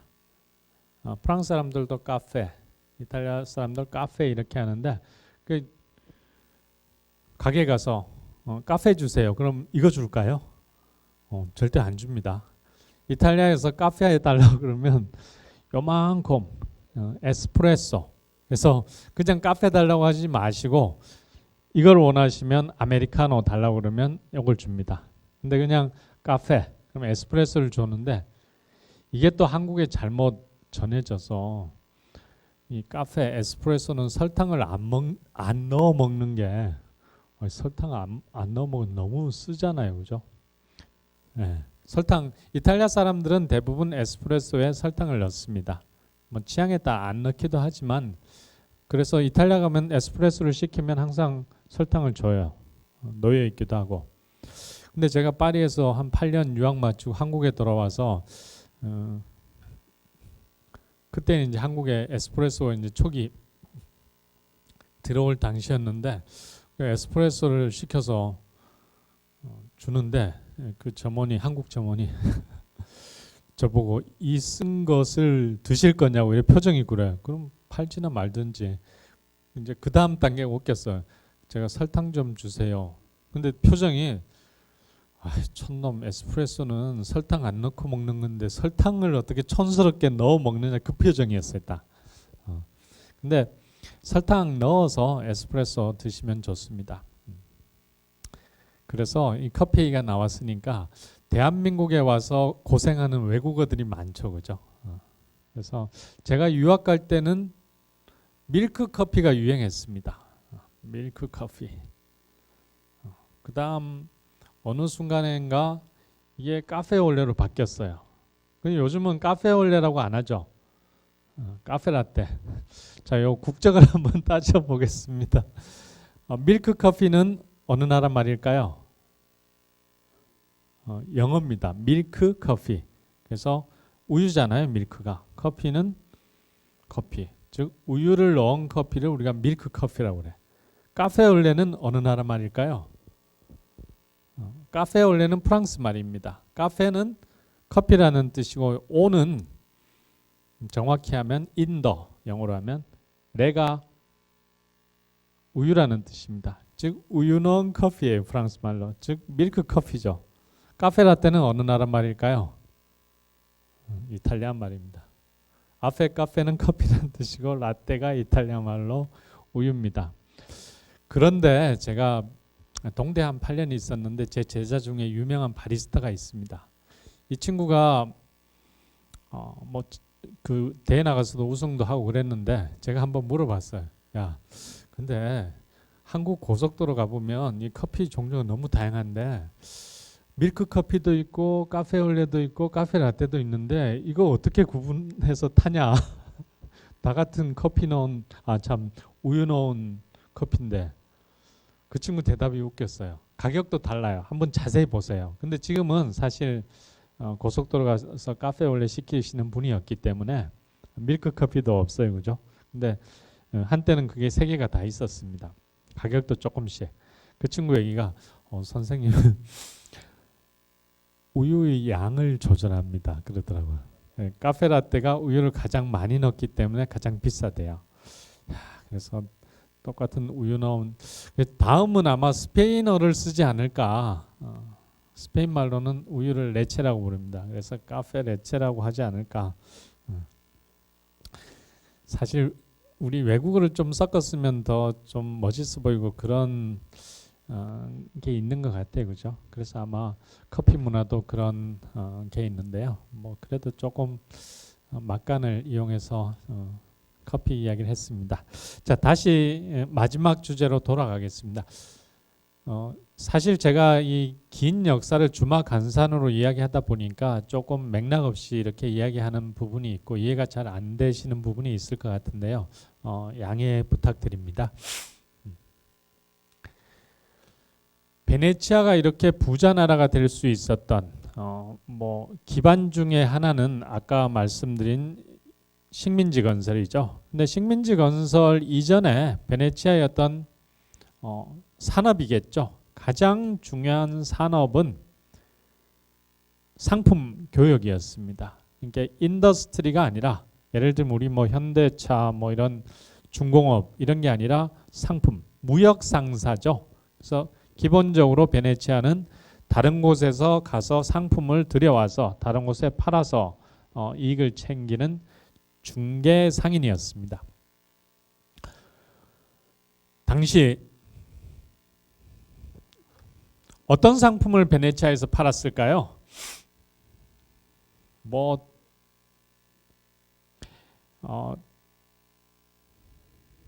네, 향신료 답입니다. 그런데 오늘날 우리 대한민국이 생산해서 파는 물건의 종류가 몇 가지일까요? 생각 안 해보셨죠? 저도 안 해봤습니다. 근데 뭐 이렇게 생각하면 또 재밌을 것 같아요. 하루 종일 내가 아침부터 일어나서 사용하는 어떤 상품들 도대체 몇 가지일까? 몇 가지쯤 될까요?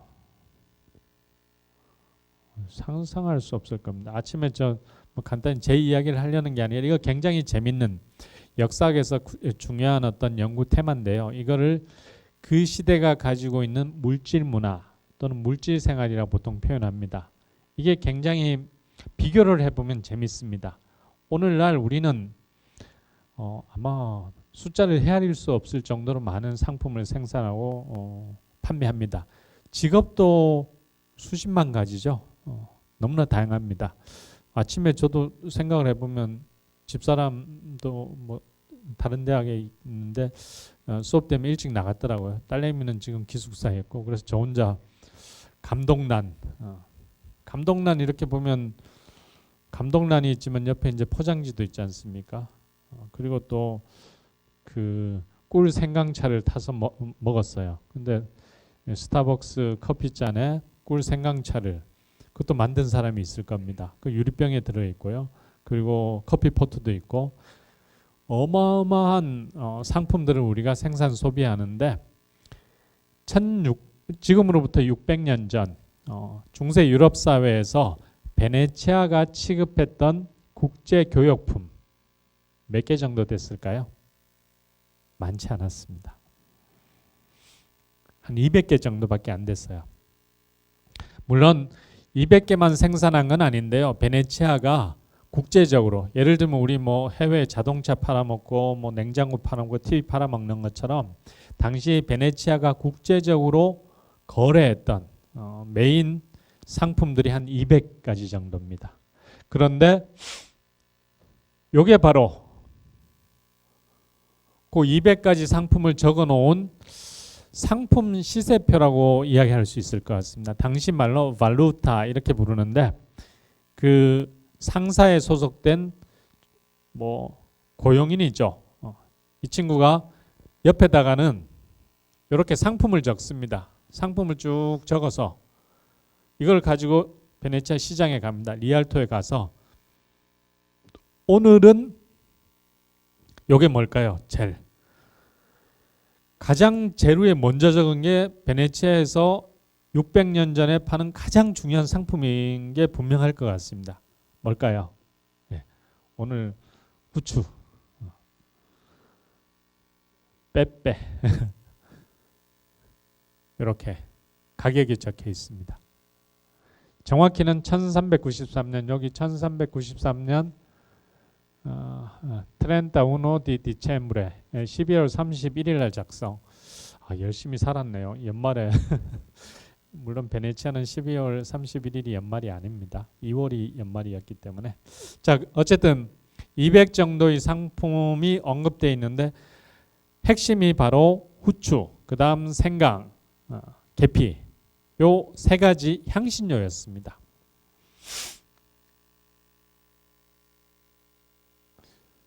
너무 디테일하게 가면 좀 안 좋을 것 같은데요.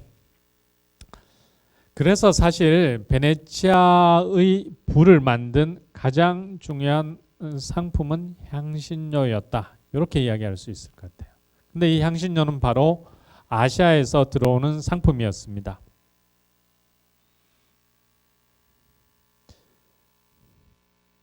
여기서 말라바르 해안, 즉 인도 남부에서 주로 후추가 생산되었고요.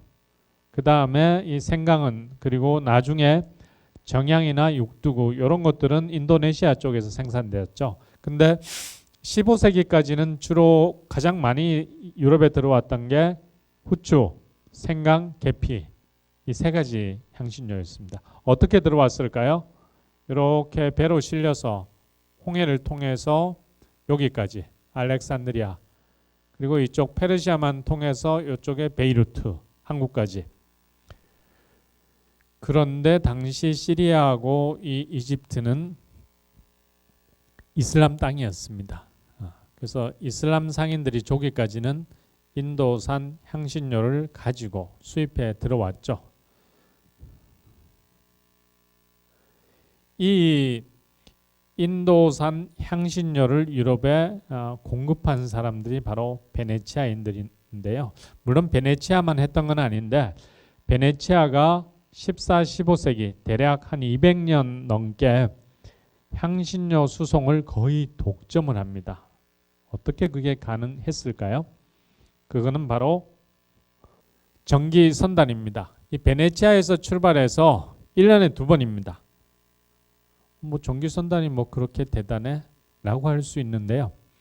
당시까지 유럽 어떤 나라도 전기 수송 선단을 운영한 나라가 없었다는 겁니다. 프랑스, 영국은 뭐 저개발 국가였고요. 요즘식으로 아프리카 수준의 어떤 뭐 이렇게 얘기하면 좀 과하지만 선진국이 아니었습니다. 그나마 프랑스가 당시 유럽의 강국이었지만 저런 전기 수송 선단을 유지를 못했습니다. 그래서 거의 지중해에서 전기 선단을 만들 수 있었던 유일한 해상 세력이 베네치아였습니다. 1년에 2번씩 이렇게 이쪽으로 가는 알렉산드리아행 노선이 있었고요. 베이루트로 가는 노선이 있었는데 여기에다가 이 수송 선단에 투입했던 엄청나게 큰 선박이 있었습니다. 뭐 그걸 그레이트 갤리라 불렀는데 이 선박은 베네치아 조선소에서 건조를 했습니다. 그래서 베네치아 조선소는 당시 유럽에서 지중해에서 가장 규모가 큰 조선소였습니다. 즉 국영 조선소에서 갤리선을 건조를 해서 그거를 향신료 수송에 투입했습니다. 그래서 당시 기록을 보면 베네치아 향신료 수송 선단을 공격할 수 있는 해적들은 없다. 왜 그런가 하면 10척씩 그리고 이 갤리선 안에는 보통 100에서 200명 정도의 선원이 탔습니다. 근데 해적선은 기껏해야 뭐 수십 명인데요. 베네치아 수송 선단이 예를 들면 5척 내지 10척이면 거의 뭐 몇천 명의 어떤 전투 인력이 있는 거거든요. 그래서 많은 유럽 사람들이 베네치아 향신료 수송 선단을 이용할 경우 보험을 들 필요가 없다. 해적에게 틀릴 가능성이 거의 없었기 때문에 그만큼 이 향신료 수송에서 독보적인 지위를 확보했기 때문에 베네치아는 이 향신료 수송을 통해서 많은 부를 거둘 수 있었습니다. 그런데 왜 유럽 사람들은 오늘날 여러분들 유럽 여행하시면 향신료를 친 요리 많이 드실 수 있으신가요? 없으신가요? 없습니다.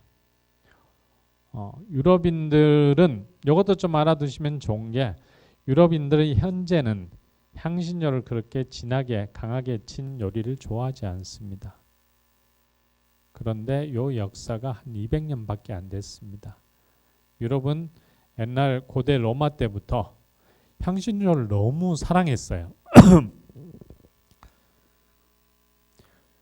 로마 지식인들이 이런 얘기를 한 적이 있습니다. 아니 도대체 로마 사람들은 저렇게 자극적이고 별로 맛도 없는 것 같은데 이 후추 사느라고 너무 많은 로마의 금화를 쓴다. 그래서 로마 경제가 망하겠다.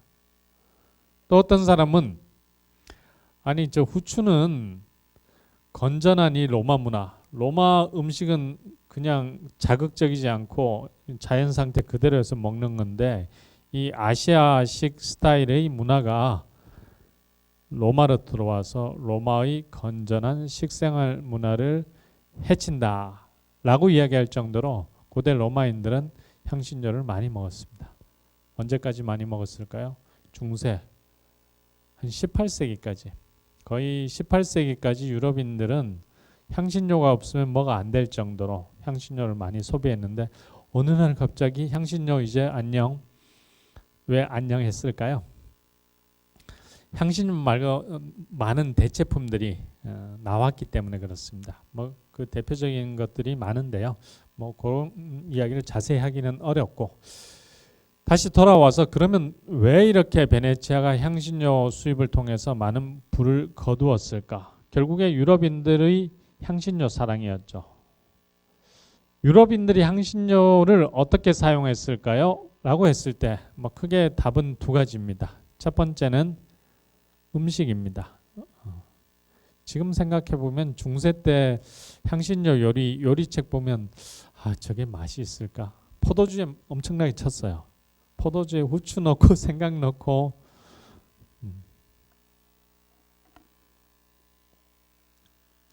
두 번째는 약재입니다. 약재. 왜 약재로 쓰였을까요? 오늘 또 하나 알아가시면 좋은 팁 중에 하나가 우리가 상식적으로 이 상식은 현대적 상식이죠. 한의학하고 서양의학은 다르다고 생각을 하죠. 그래서 우리 뭐 한의대가 있고 의대하면 의대죠. 서양의대가 아닙니다. 의대예요. 우리 대한민국 21세기 의학 표준은 오리엔탈 아니죠. 오리엔탈이 아니라 그냥 서양의학입니다. 그래서 뭐 의대하고 한의대 성적도 너무 크게 차이가 있습니다. 오늘날 우리 사회에서는 우리 조상님들, 즉 오리엔탈 메디슨은 다 버려버렸습니다. 허준의 동의보감 뭐 좀 아시기는 하지만 다 버려버렸어요. 다 서양의학이 우리의 표준입니다. 그래서 어떤 상식이 있느냐? 오늘날 우리의 상식이 된 이 서양의학과 우리 조상님들의 동의죠. 너무나 다르죠.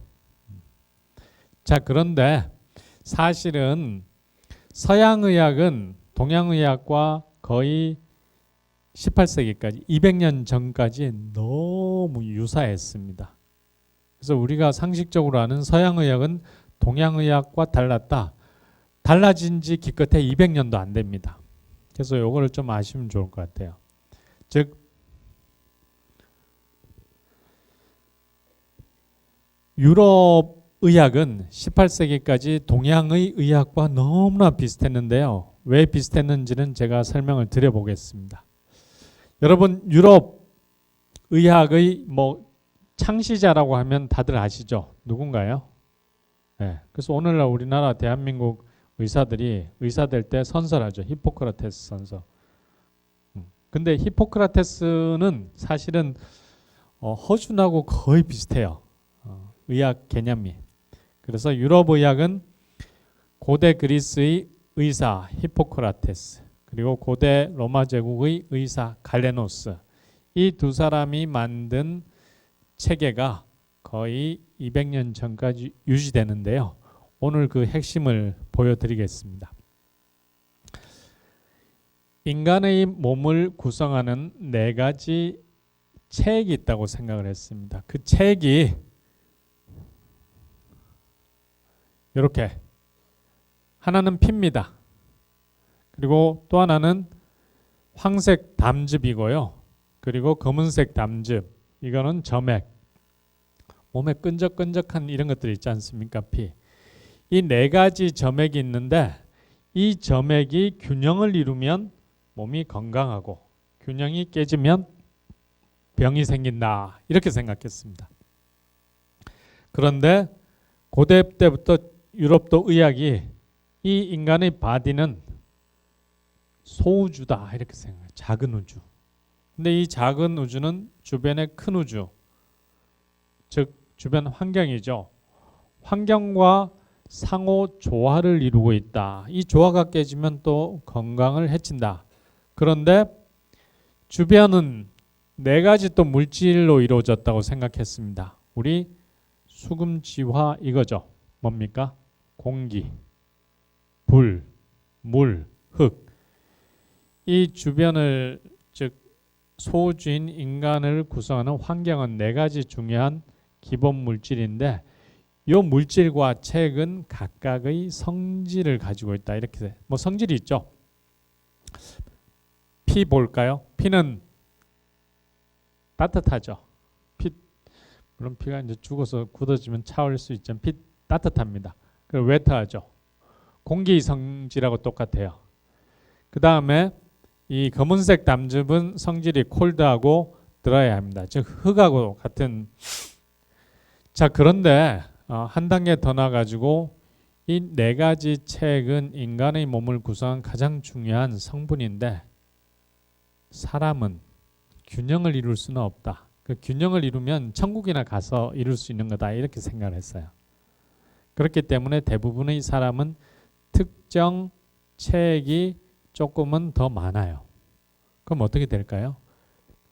특정 체액이 많으면 그 사람의 특징을 만들어낸 겁니다. 그래서 그게 그 사람의 체질이 된다고 생각했습니다. 여러분들 한번 나 다혈질이야 그런 말 많이 들어보셨죠? 그 다혈질이 바로 유럽의학 기준으로 하면 P라는 점액이 과다한 사람이 그런 성질. 어떤 성질일까요? 여기 있네요. 폐는 별로 안 좋죠. 근데 가장 안 좋은 그 체질이 요겁니다. 여기. 요거는 이 블랙, 검은색 담즙이 가다한 사람이 생기는 성격입니다. 영어로 하면 요겁니다. 멜랑콜릭.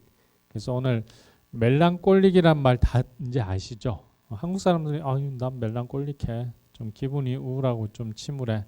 자, 근데 이 멜랑콜릭이란 단어는 고대 그리스 말입니다. 멜랑은 블랙이란 뜻이고요. 콜릭은 점액이란 뜻입니다.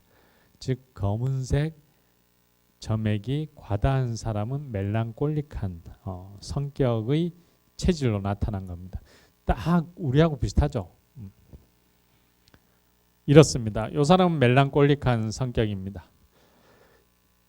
자, 내 몸이 드라이하고 콜드, 즉 멜랑콜릭한 성격이다. 어떻게 치료하면 될까요? 어떻게 치료하면 될까요? 가장 간단한 치료 방법은 중화시키는 겁니다. 즉 체액의 균형을 찾아주면 됩니다. 콜드하고 드라이한 몸은 간단하게 따뜻하고 습한 것을 넣어주면 되겠죠. 그래서 몸에 들어오는 음식이 약인 겁니다. 그래서 유럽 의학도 기본적으로 약이 따로 있었던 게 아니라 먹는 음식이 약이었던 겁니다.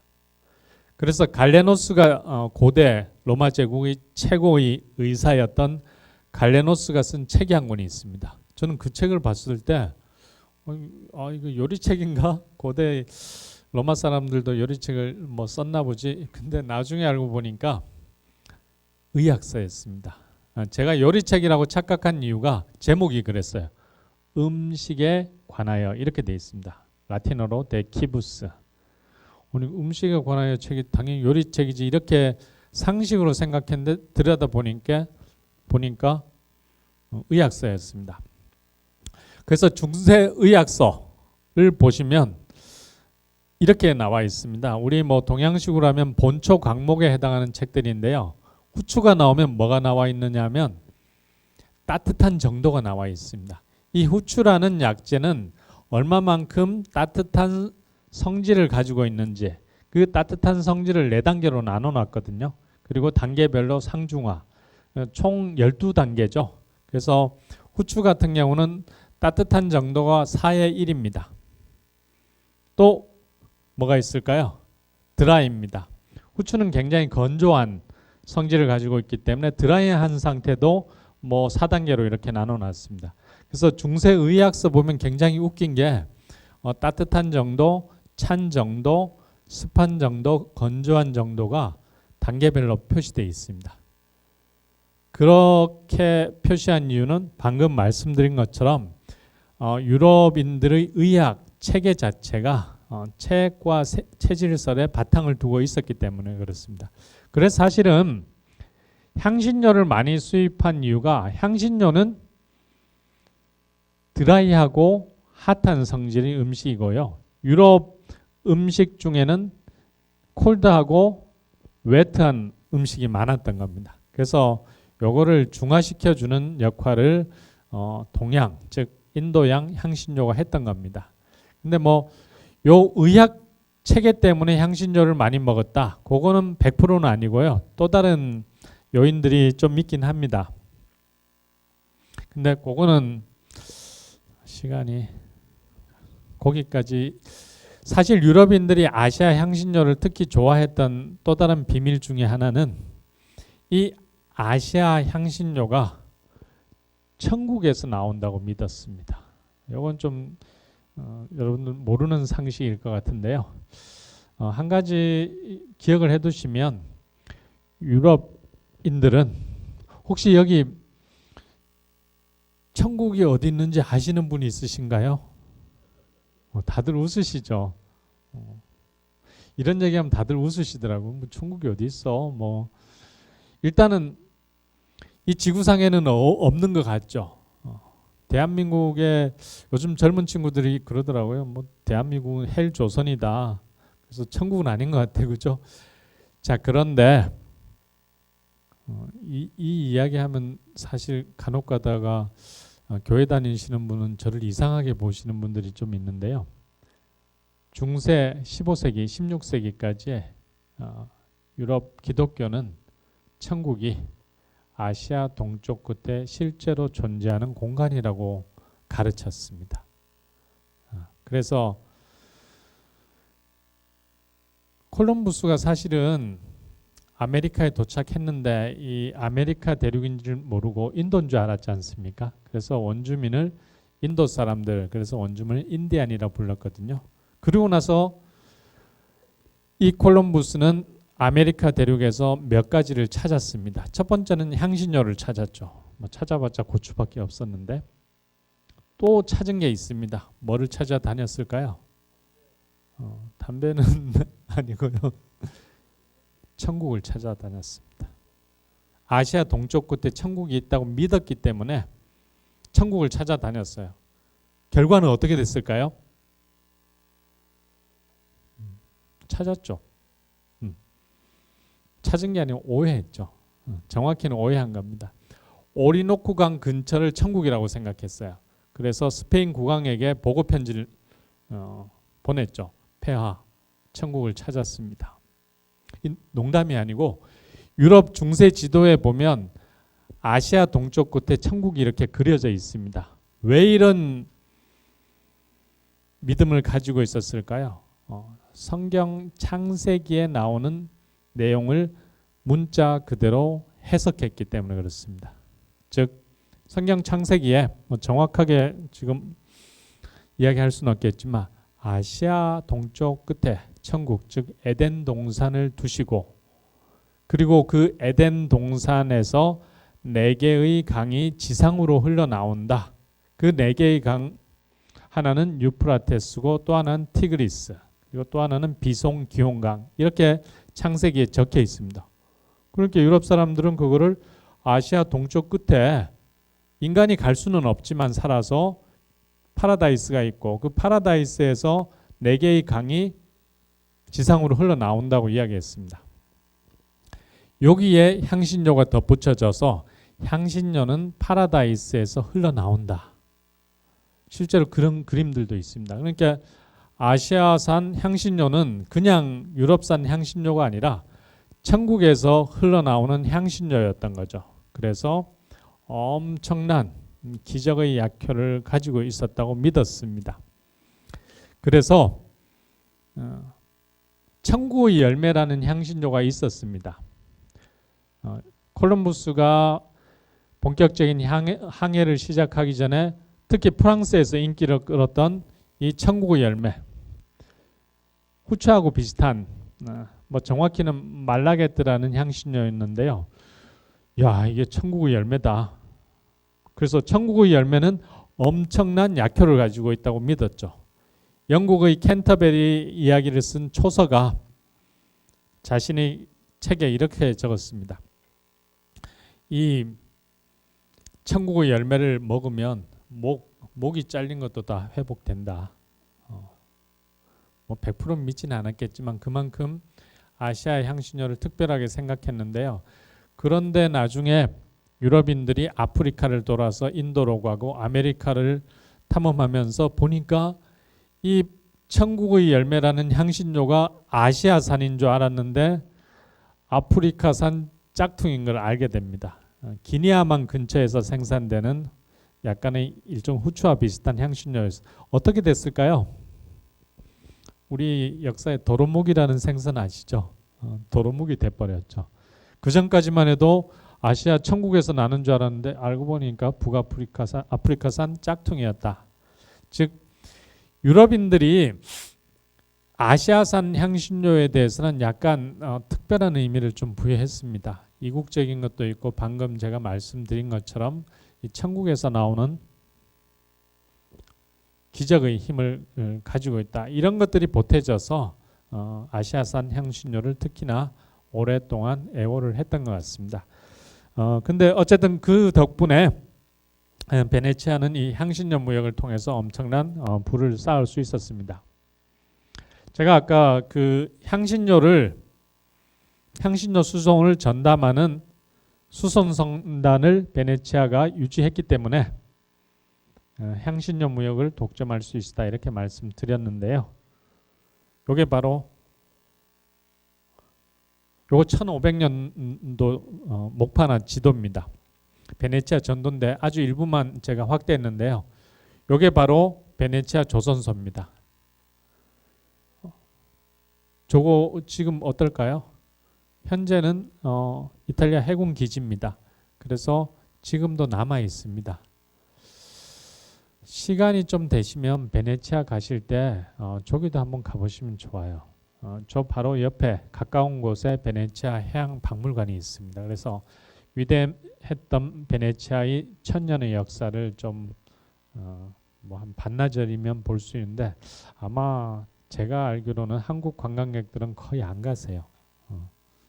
산마르코, 리알토만 브라노 가시고 그래도 브라노보다는 저는 여기 가는 게 좋지 않을까라는 생각을 해보는데 네. 이 당시 유럽 제일 규모의 조선소였다는 거 이게 바로 아까 제가 말씀드린 그 대형 갤리선입니다. 이 선박은 사실은 당시 기준으로 하면 뭐 요즘 차로 말하면 전기차입니다.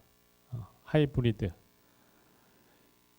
원래 갤리선은 전투선인데요. 50톤밖에 안 되는 작은 선박이었는데 베네치아는 이 전투함이었던 갤리선과 범선의 장점을 결합시켜서 독특한 그래서 당시 베네치아 말로는 뭐 한국말로 번역하면 대형 갤리 이렇게 표현합니다. 그로세 갈레아 이렇게 그래서 영어로 번역은 Great Galley라고 표현하는데 비교를 하자면 이 베네치아 그레이트 갤리는 한 300톤 정도 됐는데 콜럼부스가 타고 간 선박이 150톤밖에 안 됩니다. 근데 범선 중에 콜럼부스는 작은 걸 타고 갔고요. 요 선박은 돛도 있고 노도 있었습니다. 동력원이 두 개였죠. 바람이 없을 때는 노를 이용했고 근데 사실 주 동력원은 갤리선은 주 동력이 돛이 아니라 노였는데 요 베네치아 그레이트 갤리는 이 바람이 주 동력원이었습니다. 그래서 갤리선의 장점도 살리고 범선의 장점도 살려서 요 선박을 베네치아가 중세 말 건조해서 지중해 향신료 수송에 뭐 썼던 거죠. 그 덕분에 베네치아는 향신료 무역을 독점할 수 있었던 겁니다. 아마 요게 아마 실제 모습에 더 가까웠었던 것 같아요. 한 200명 정도의 선원이 탔던 것 같습니다. 그래서 1년에 이 갤리선을 이용해서 베네치아는 2번 시리아와 이집트로부터 엄청난 양의 향신료를 안정적으로 수송해서 유럽에 공급하고 그래서 많은 이윤을 남겼죠. 이윤율이 어느 정도 됐을까요? 이 또 오해 중에 하나가 중세 베네치아가 향신료 무역을 통해서 뭐 100배 남겼다. 다 뻥입니다. 그거 근데 동영상에 뭐 TV에서도 그런 얘기를 많이 하는데 다 뻥이고요. 왜 제가 뻥이라고 그러느냐면 당시 베네치아 상인들이 장사했던 회계장부가 다 남아 있습니다. 그 회계장부를 보면 수송비 내지는 그 향신료 사업에 들어가는 모든 항목의 비용이 들어가 있습니다. 뭐 시리아 현지에서 뭐라고 그래야 되나 통역사에게 얼마 줬는지 그리고 관세를 얼마로 물었는지 이런 것들이 수십 개의 항목 비용들이 꼼꼼하게 적혀 있기 때문에 정확하게 베네치아 상인들이 얼마나 많은 이익을 거뒀는지 회계장부에 명확하게 나와 있습니다. 얼마쯤 됐을까요? 저도 공부하면서 이렇게 이윤율이 낮아 깜짝 놀랐어요. 100배는 지나치게 과장된 거요. 1년에 한 50에서 많게는 100%밖에 안 됐습니다. 평균적으로 한 50% 됐다고 생각하시면 됩니다. 그래서 생각보다는 다른 말로 하면 이 향신료 무역이 그만큼 베네치아 상인들의 입장에서는 블루 오션이 아니라 레드 오션에 가까운, 즉 경쟁이 심했다는 거죠. 그래서 이윤율이 그렇게 높지는 않았습니다.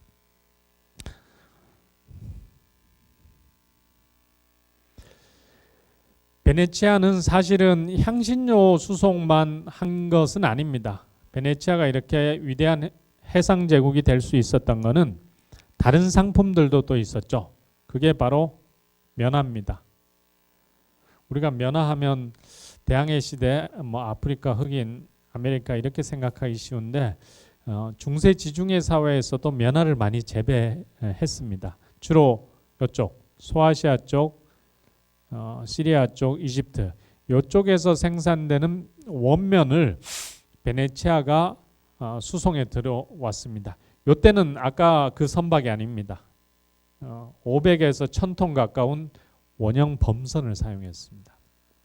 그래서 들여와서 어디로 팔아먹었느냐 하면 여기 남부 독일로 팔아먹습니다. 그래서 15세기 남부 독일이 면화 제작지로 면화 산업이 엄청나게 발전을 하게 되죠. 그래서 여러분들 아시는 16세기 유럽 최고의 부자가 탄생하는데요. 그게 바로 아우구스부르크 출신의 후거가입니다.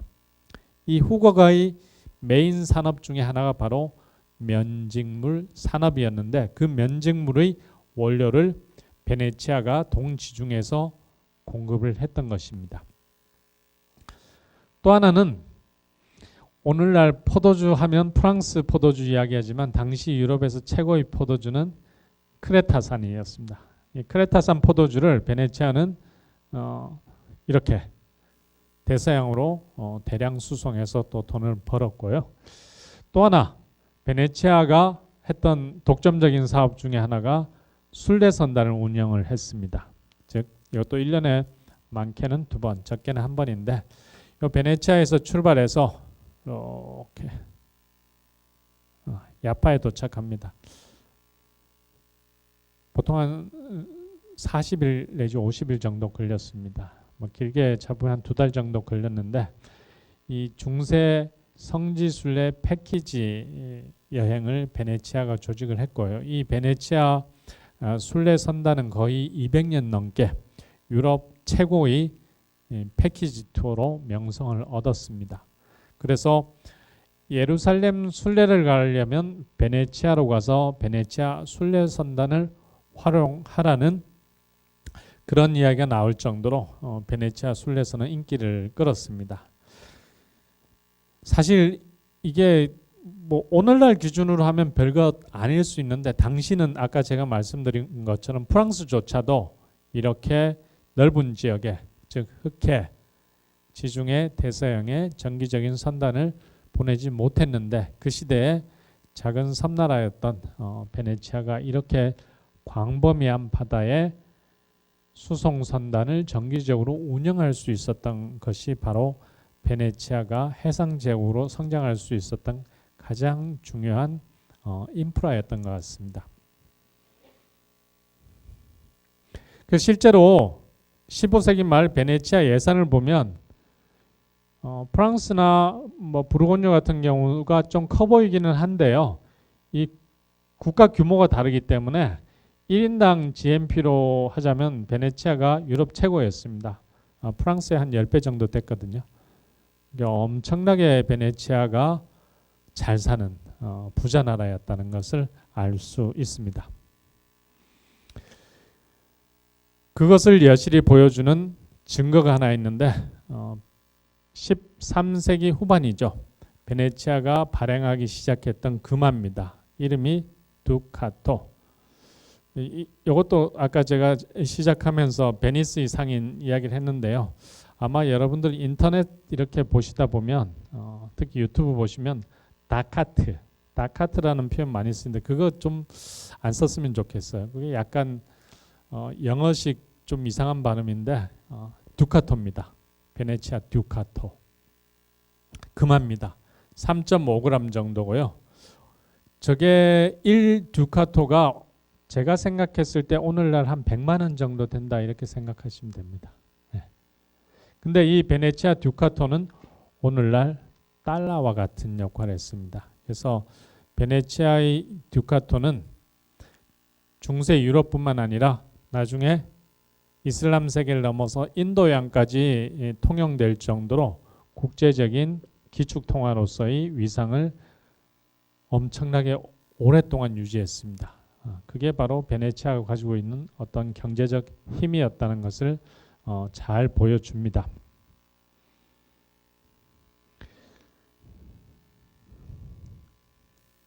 사실 500년 전에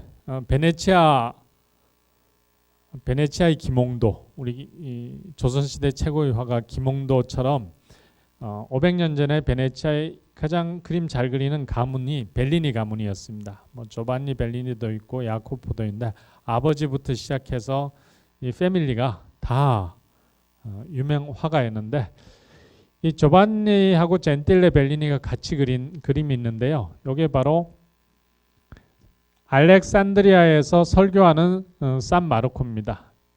아까 제가 산 마르코는 설명을 드려서 즉 초기 2000년 전쯤에 베드로의 명을 받고 알렉산드리아에 가서 기독교 복음을 전파하고 거기서 순교를 한 마르코입니다.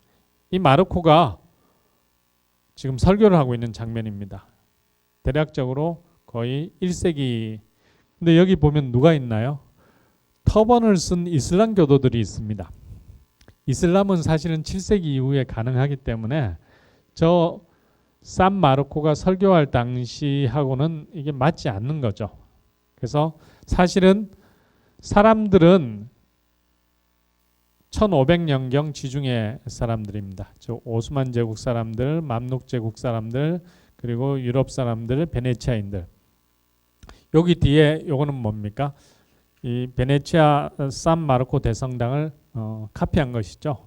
여기 또 기린도 있습니다. 그래서 이 지금 사람들과 주위 배경은 딱 당대 배경입니다. 근데 자세히 들여다보면 이 그림은 베네치아의 국제성, 즉 기독교 문화, 이슬람 문화, 그리고 비잔티움 문화, 그리고 사람들도 마찬가지죠. 그게 혼합된,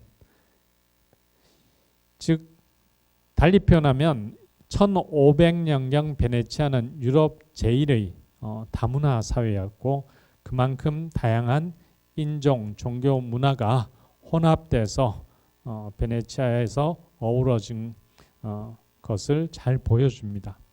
그래서 제가 베네치아, 15세기 베네치아의 어떤 국제성, 이것을 잘 보여주는 사례로 항상 저 그림을 학생들에게 보여주는데요. 조금 인터넷에 보시면 더 꼼꼼히 보실 수 있습니다. 정말 컬러풀한 시대를 또 알 수 있습니다. 마지막으로 제가 영화 베니스의 상인데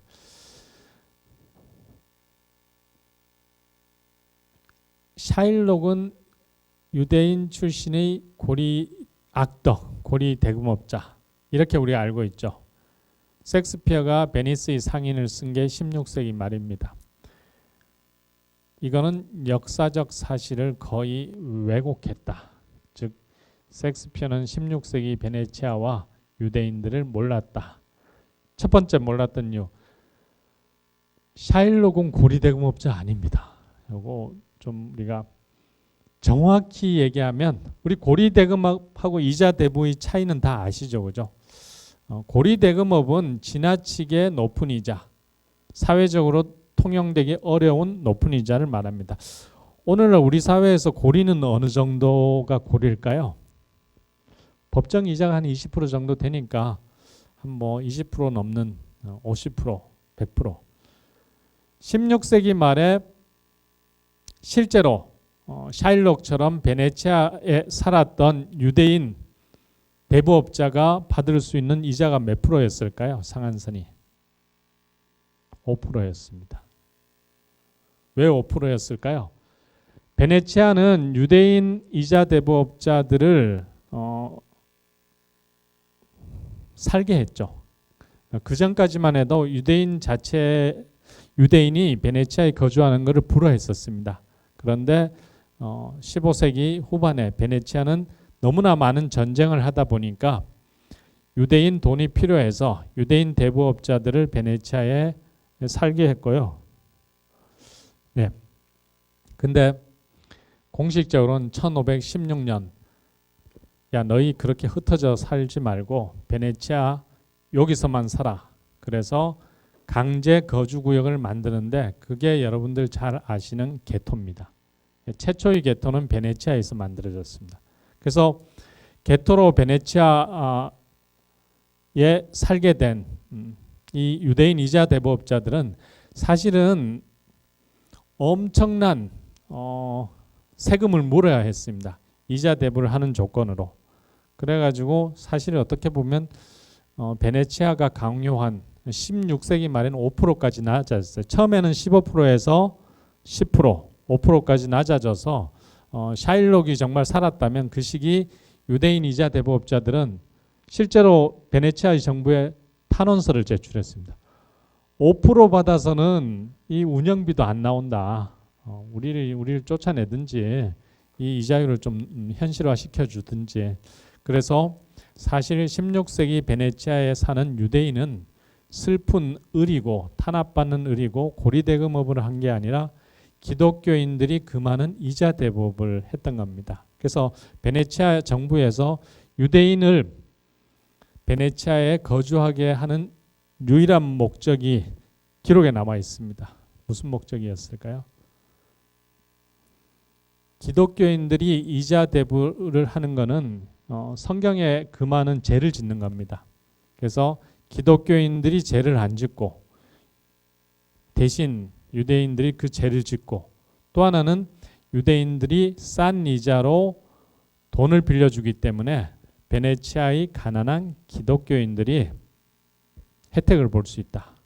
그래서 유대인을 계속 거주시켜야 된다. 그렇기 때문에 사실 제가 봤을 때는 이 셰익스피어가 그려낸 베니스의 상인에 나오는 유대인 고리대금업자 샤일록은 사실 어떻게 보면 당시 기독교인들의 어떤 편견이지 않았을까. 그런 측면에서 보면 이 영화는 제가 봤을 때 알파치노 주연의 영화인데 기독교인 안토니오 베니스의 상인 입장이 아니라 탄압받고 정말 슬픈 을의 입장인 유대인 대부업자 샤일록의 입장에서 영화를 그려서 저는 오히려 그 시대 16세기 베네치아와 베네치아에서 어렵게 살던 유대인의 모습을 좀 잘 보여주는 것 같아서 베네치아 이야기를 항상 이 영화로 끝맺음을 할까 합니다. 혹시 뭐 보신 분 계세요? 나중에 한번 보십시오. 자, 제가 오늘 좀 약간 뭐 비행기 늦을 것 같아가지고 서울에 또 김포공항에서 비행기 막 그 수화물 때문에 좀 복잡했는데 두서없고 정신없이 이 짧은 시간에 많은 것들을 쏟아낸 것 같아서 죄송한데 양해 부탁드립니다. 오늘 강의 여기서 마치겠습니다. 고맙습니다.